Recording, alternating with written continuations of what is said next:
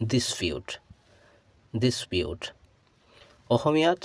dispute এই শব্দটোৰ অৰ্থ হ'ব বিতৰ্ক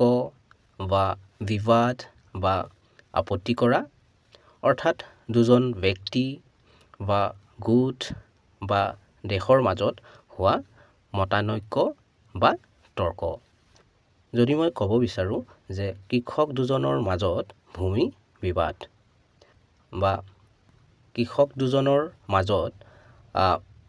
মাটি বাৰীক লৈ মতানৈক্য চলি আছে তো তেতিয়া মই ক'ব পাৰোঁ যে the two farmers are involved in a land dispute. The two farmers are involved in a land dispute. বা যদি মই ক'ব বিচাৰোঁ যে ভাৰত আৰু পাকিস্তানৰ মাজত কাশ্মীৰ অঞ্চলক লৈ দীৰ্ঘদিনীয়া সীমা বিবাদ চলি আহিছে তো তেতিয়া মই ক'ব পাৰোঁ যে India and Pakistan have a long-running border dispute over the Kashmir region. চেনেলটো